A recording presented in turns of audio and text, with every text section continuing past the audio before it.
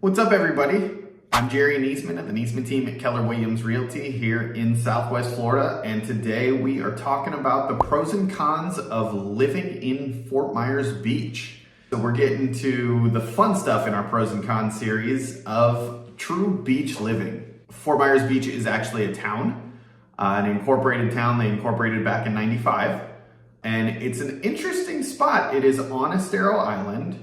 Total area of 6.2 square miles, of which more than half of it is water. So the actual area, the actual land area is only 2.9 square miles. So that's kind of cool. It is a barrier island in the Gulf Coast, or in the Gulf of Mexico, just off the coast of Fort Myers, as makes obvious by the town of Fort Myers Beach. Population, 2020 census had it at 5,582, so 5,582 people. Probably full-time, that's full-time population. So probably approaching 6,000 now. And it's made up of a mix. There are quite a few full-time residents, as well as, of course, a significant amount of seasonal residents that come down in the winter months. And number one industry in Fort Myers Beach is tourism. So, of course, beach town, beach destination, they're almost always tourism. Construction is big there as well. Many of the construction people live in Fort Myers, other parts of Southwest Florida, and just travel back and forth to Fort Myers Beach because it is a little bit more expensive to live on Fort Myers Beach. As you can imagine, most islands are a little more expensive to live on typically. Biggest draws to Fort Myers Beach are those white sugar sand beaches all up and down the islands. And actually, Estero Island is one of a number of a string of islands, chain of islands that have bridges that you can hop across down to Bonita, Bonita Springs. So you can get on to Estero Island from Fort Myers, or you can come up from the south from Bonita, hopping over multiple islands and get there that way as well. As you can imagine, with most beach destinations, the big draw to Fort Myers Beach, number one reason why people live on Fort Myers Beach is they want that beach, laid back, relaxed beach lifestyle. And typically they're big fan of all the different water sports. So parasailing, kayaking, boating, fishing, canoeing, paddleboarding, all of those things can all be done all around the island. Jet skis, all of it. And then of course, just relaxing on the beach. Shelling is huge there. So just lots and lots of stuff. What are referred to as the most pleasant months for weather are January, February, and March. And then the least pleasant months, I guess it depends on who you ask though. I mean, you know, it's a little bit cooler in the winter, so it's nice hanging out on the beach, but then the water's cooler. In the summer months, the water is warmer, but it's hot hanging out on the beach. So, you know, pros and cons both ways. In terms of specific weather numbers, typically get about 56 inches of rain per year. Number of days with any measurable precipitation is 76, and there are typically 265 days of sun per year. Highs in July, which is the warmest month, run around 89 degrees, lows around 75. And then in January, which is the coldest month, highs are in the 75, is around 75, lows around 55. Now, we are shooting this about a year and a half post-hurricane, and so post-Hurricane Ian, which did some significant damage to Fort Myers Beach. Quite a bit of rehab and repair has been done, but there is still quite a bit more ongoing. Some of the big attractions are Times Square, which is really the retail, restaurant, entertainment center of the town of Fort Myers Beach. All kinds of shops, restaurants, things to do. However, it was very seriously damaged during the storm, so a lot of that is still being rebuilt. One of the other big attractions on Fort Myers Beach, or on Estero Island, it's partly on Estero Island, I should say, is Lover's Key State Park. It is made up of 4 different barrier islands, or parts of 4 different barrier islands along that chain that I was talking about. Significant haven for wildlife. You see a ton of manatee, dolphins in the water, birds, just all kinds of wildlife all over. Super popular for shelling, swimming, picnicking, sunbathing. They do have a concession area where you can, they offer kayak tours. You can rent canoes, kayaks, bicycles, paddle boards, even just beach chairs and umbrellas if you want. So they've got all of that there in the state park. And a cool little thing that they do on Valentine's Day, they have a vow renewal ceremony that a lot of people participate in there in Lover's Key. You know, it's kind of fitting. We actually did it. Rachel and I did a vow renewal there for our 10-year anniversary. Also, they have the Key West Express, which is, as it sounds, an express trip to Key West. It is a big jet-powered, well, they have multiple boats, but they're big jet-powered ferry boats that run back and forth from Fort Myers Beach to Key West. Interesting trip.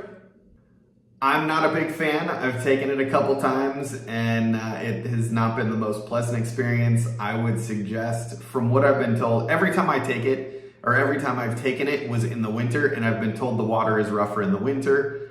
I also have a bit of an issue getting seasick, and yeah, it was not fun. So personally, not my favorite mode of travel to Key West, but a lot of people love it. It is much quicker than driving and much less expensive than flying in because they're not commercial plane, like big commercial planes that take you back and forth from Fort Myers to Key West. It is a much less expensive way to get back and forth than if you wanted to do a small private plane and fly. All right, so that's a little bit of the details of the town of Fort Myers Beach and Estero Island. Now let's get into the actual pros and cons. So number one, it is an incredibly beautiful beach. Like I said, white sugar sand, just fantastic beach. It's not super deep. That's one of the things that some of the other really popular beaches all along either coast of Florida, some of them are really, really deep. Like it's a very long walk from the parking areas to actually get to the water. It's not like that on Fort Myers Beach. So I really appreciate that because, you know, you taking kids and stuff like that out to the beach, hauling chairs and blankets and umbrellas and all that stuff you're trying to haul out and take with you down to the beach, and you got to haul it a half mile from your car, dragging it through sand. It's no fun.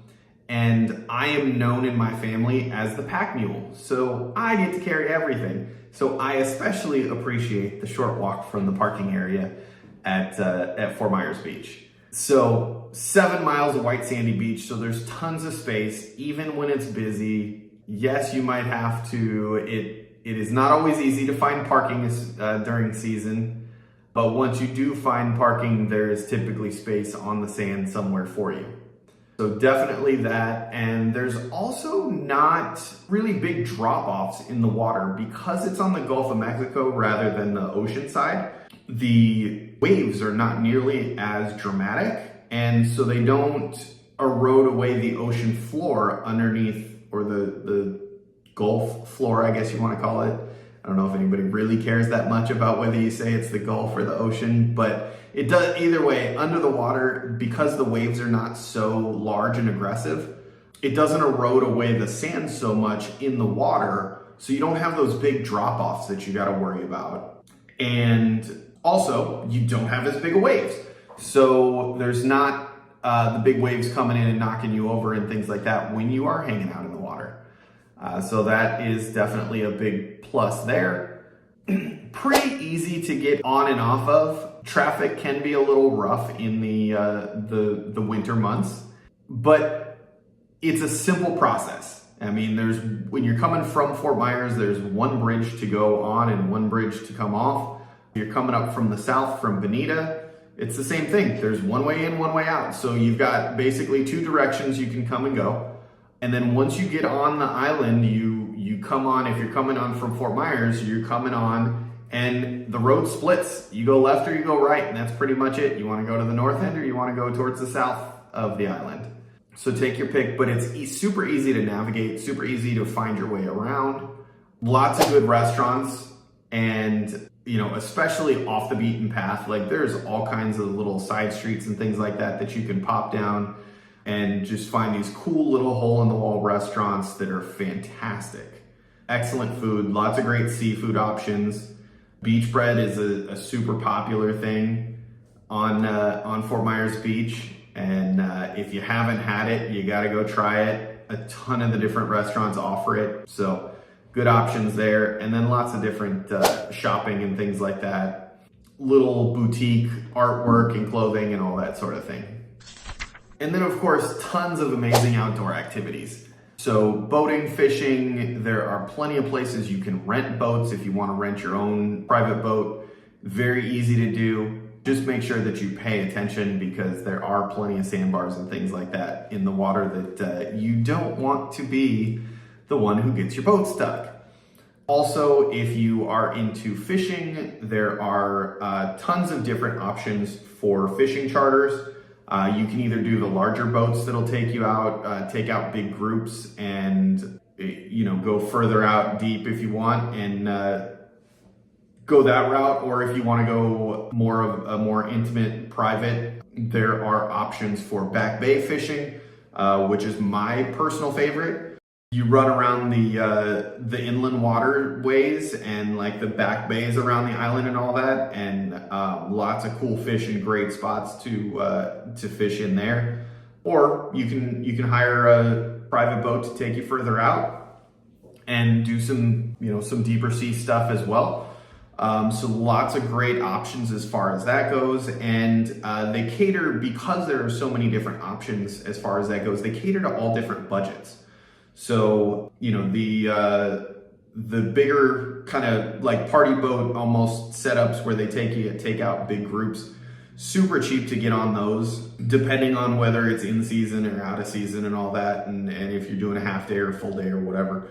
Different price ranges and everything, but very inexpensive, usually like under 50 bucks a person. If you want to do the back bay stuff for a half hour or for like a half day, it's, you know, it might be a little more expensive now. It obviously can fluctuate depending on gas prices and that sort of thing. But, you know, they're typically in the like $250 to $400 range for a half day, and then a full day will run not quite double that. They usually give you a discount on full day, or you know, it doesn't quite double. And then if you want to go out deep sea, then it is going to be more expensive because you're talking bigger boats, bigger motors, use more fuel and all that, so they tend to be a little bit more expensive. But you know, you're catching bigger fish and all that. So tons of outdoor stuff. There's also like shelling tours. Well, they'll take you out on a boat to take you to some of the different barrier islands and pop onto beaches that are only accessible by boat and take you out and shelling on those. So lots of cool tours. There's kayak tours, there's manatee tours, things like that, paddleboard tours. So lots of stuff. If you don't want to, if you're nervous about renting a, you know, kayak, canoe, boat, something like that, nervous about renting it, don't want to do it yourself because you're not familiar with the area, that's a cool way to get familiar with the different waterways and that sort of thing. And take advantage and let the guides teach you different routes through the waterways, and then you can rent something on your own later or another time when you come back. There's also the pirate cruise, which is a ton of fun. We've done that a few times, both as, so they do some adults only cruises and they do family friendly cruises. So it's fun both ways, different themes. They've got a bar on the boat so you can, you know, get drinks and all that. They've got dolphin cruises, sunset cruises, all kinds of different things, and lots of very active nightlife. So lots of good stuff there.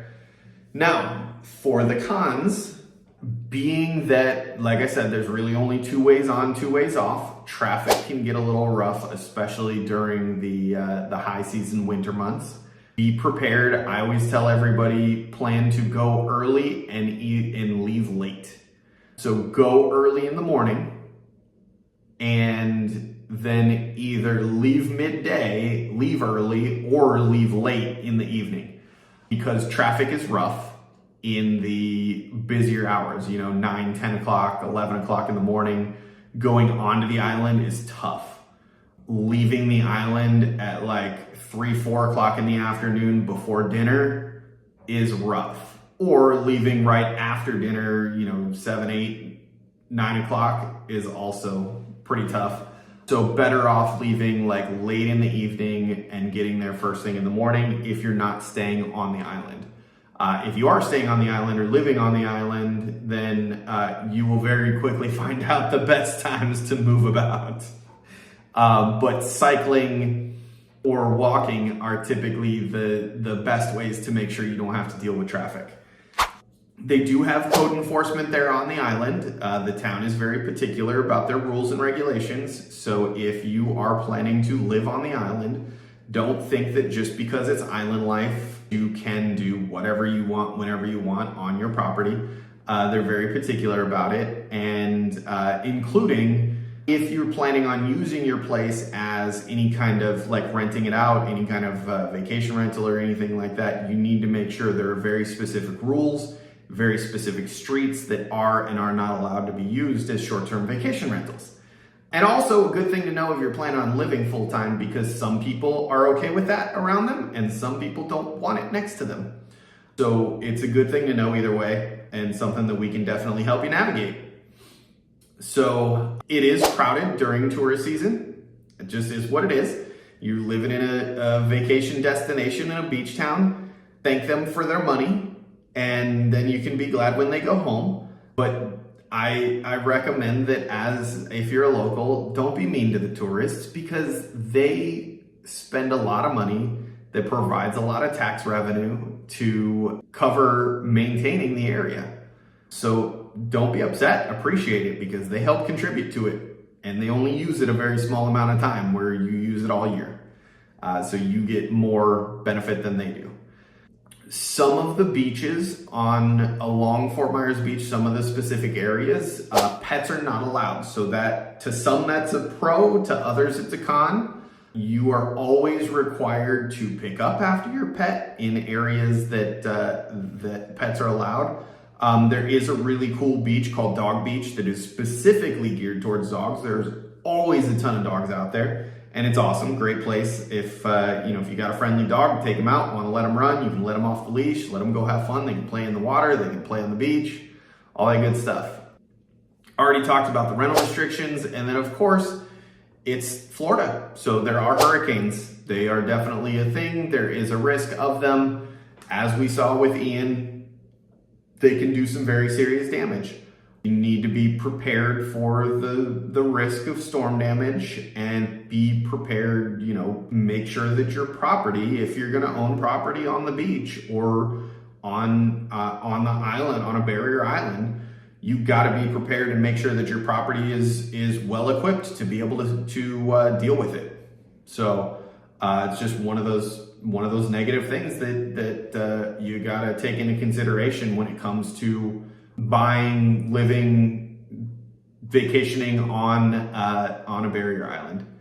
So that's all I've got for the pros and cons of living on or in the town of Fort Myers Beach on Estero Island. Thanks for watching, and please, if you like the video, if this is helpful to you, if you got any questions or concerns, drop us a message in the comments. We'll be happy to answer them and get back to you. And like I said, if it's helpful to you, if you like these videos, please subscribe, like it, subscribe to the channel, and ring the bell for notifications so you get notified anytime we drop a new video. Thanks for watching.